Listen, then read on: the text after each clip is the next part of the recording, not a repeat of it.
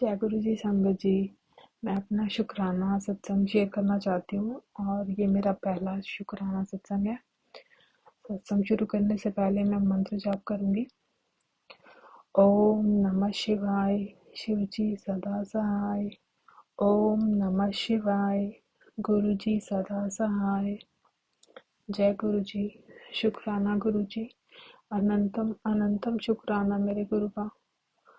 संगत जी, मैं गुरु जी से इसी साल 2024 में मार्च में जुड़ी थी, क्योंकि अ, मैं मे, मेरी एक कज़न सिस्टर हैं जिन्होंने मुझे गुरु जी के बारे में बताया था। और मेरी कज़न से मेरी बात अ, उतना जल्दी जल्दी नहीं होती। मैं बाहर कंट्री में रहती हूँ, वो इंडिया में रहती है। और मेरी मम्मी की तबीयत एक्चुअली बहुत ख़राब थी। मतलब इतनी ज़्यादा ख़राब थी कि मैं बोलना भी नहीं चाहती। वो बहुत मुश्किल से कंट्रोल हुई है उनकी तबीयत। बहुत ज़्यादा ख़राब थी संगत जी। मम्मी बहुत परेशान थी। और मेरी कज़न के थ्रू जब मुझे गुरु जी के बारे में पता चला, पहले तो मैंने डे वन पे जब मैंने कॉल पे उससे बात की, मैंने इग्नोर किया। सेकंड डे उसने मैंने उसे पिक्चर गूगल से ढूंढ के भेजी कि इन गुरु जी की बात कर रही थी, क्योंकि मैंने पहले इन गुरु जी के बारे में कभी भी नहीं सुना था। तो उसने बोला कि हाँ जी। तो उसने अपना सत्संग मुझे सुनाया फ़ोन पे कि कैसे वो उसने उसको इंट्रोड्यूस किया किसी ने गुरु जी से, और कैसे वो अब उनको बहुत मानती है। तो मैंने सुना, और मैंने मतलब कि मैं मम्मी की लेके इतना परेशान थी, मैंने उतना ध्यान नहीं दिया उस बात पे। उसके बाद क्या हुआ कि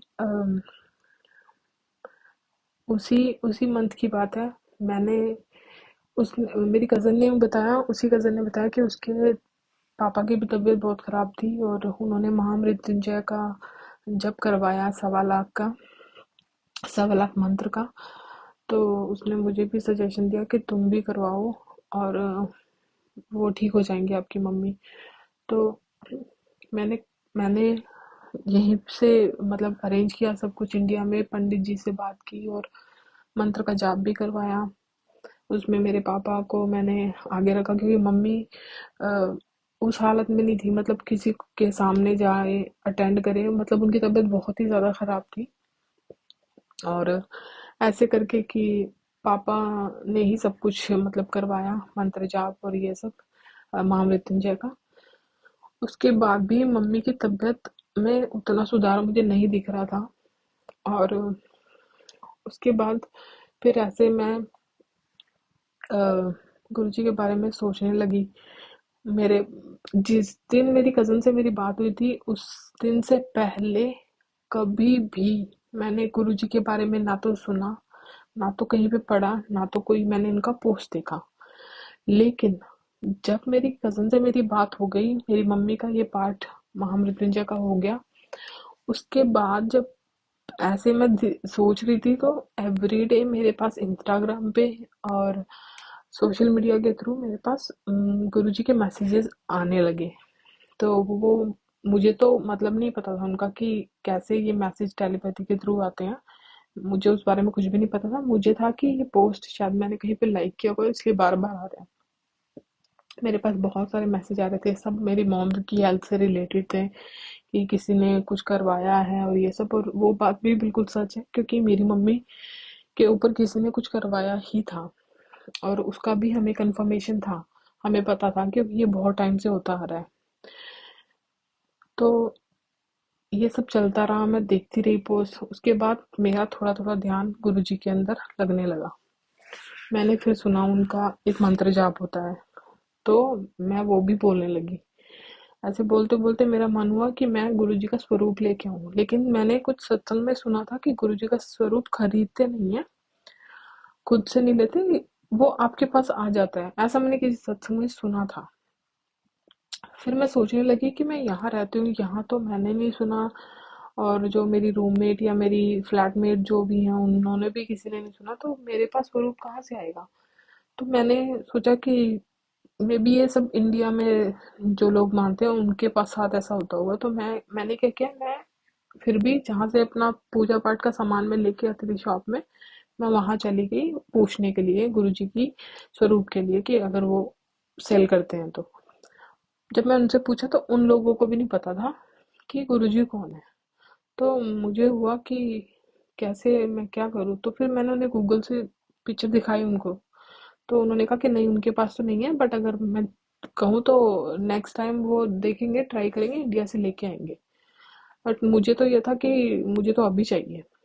उसके बाद मैं एवरीडे मेरे माइंड में यही कर रहा आता रहा कि काश मेरे पास कहीं से स्वरूप आ जाए, काश कहीं से आ जाए। फिर मैं ऑफिस जॉब करती हूँ, तो ऑफिस में मुझे माइंड में ये भी हुआ क्योंकि मैंने अपने डेस्कटॉप पे गुरुजी की तस्वीर लगा ली थी, ऑफिस वाले डेस्कटॉप पे। तो मैं उनको देखती थी, उनसे प्रेयर करती थी मम्मी की हेल्थ के लिए। और मैं तो मन में ये भी गुरुजी को बोल देती थी कि मेरी मम्मी को बिल्कुल ठीक कर दो, मैं अपने मम्मी पापा दोनों को लेके बड़े मंदिर आऊंगी, इंडिया। और अगर मेरे मम्मी पापा बिलीव भी नहीं करेंगे ना आपको, मैं तब भी उन्हें कैसे ना कैसे करके लेके आऊंगी, मैं प्रॉमिस करती हूँ। बट मेरी मम्मी को प्लीज ठीक कर दो, मेरे मम्मी पापा दोनों को अच्छी हेल्थ दो, लंबी उम्र दो उनको, और उनकी परेशानियां खत्म करो। स्वरूप मुझे मिल नहीं रहा था, तो ऑफिस में तो था, मैंने डेस्कटॉप पे लगाया था जैसे मैंने अभी बताया। फिर मैं ऐसे सोच रही थी कि मैं क्या करूं। तो सिर्फ एक बार मेरे माइंड में आया कि मैं प्रिंट निकाल लेती हूँ प्रिंटर से। सिर्फ एक बार मेरा माइंड ऐसे क्रॉस किया इस थॉट ने। चलो, मैंने उस पर भी उतना ध्यान नहीं दिया। थोड़ी देर बाद मुझे फिर से मैसेज आया मेरे वॉल पे कि, मैसेज नहीं था, सत्संग था एक्चुअली, किसी ने शेयर किया था कि उन्हें भी चाहिए था स्वरूप, और उन्होंने क्या किया, उन्होंने प्रिंट आउट ले लिया। तो मुझे वहां मेरे क्वेश्चन का आंसर मिल गया। मैंने भी क्या किया, मैंने भी प्रिंट आउट निकाला उसी दिन, सेम स्वरूप का जो गुरु जी का मेरे डेस्कटॉप पे था। मुझे बहुत अच्छा लगता है वो स्वरूप उनका। तो मैंने उसका प्रिंट आउट ले लिया। उसके बाद मैं उसको घर ले आई, मैंने घर पे मंदिर में, मेरा घर उतना बड़ा नहीं है, रूम रूम ही मैंने लिया हुआ है। तो मैंने अपने मंदिर में उनको एक जगह पे विराजमान कर दिया, एक छोटा सा उनका आसन लेके गए उसके ऊपर। तो मेरी जो हाउसमेट थी वो सब देखती थी पूजा पाठ मैं करती हूँ। तो एक दिन सडनली वो कुछ गिफ्ट रैप करके मेरे पास लेके आई। तो मुझे बोलती तुम्हारे लिए। मैंने बोला मेरा तो बर्थडे नहीं है, ये क्या है। बोलती मैं तुम्हारे लिए लेके आई हूँ। जब मैंने खोला, संगत जी, वो उन गुरुजी का स्वरूप था, वही स्वरूप जिसका मैं प्रिंट आउट लेके आई थी। मैं लिटरली मैं रोने लगी उसको देख के, और मैंने उनको बहुत थैंक यू बोला। फिर मैंने वो स्वरूप अपने मंदिर में रख लिया। जय गुरु जी।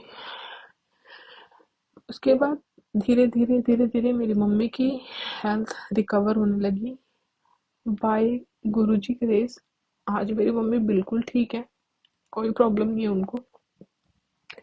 हाँ, एज की वजह से जैसे थोड़ी बहुत ही तो चलती रहती है, लेकिन जितना मेरी मम्मी जितनी बुरी हालत में थी वैसी हालत नहीं है मम्मी की, टचवुड। अभी वो बिल्कुल ठीक हो गई है। और मैं ये बिलीव करती हूँ कि वो सब गुरुजी की ही वजह से हुआ है, क्योंकि पॉसिबल ही नहीं था।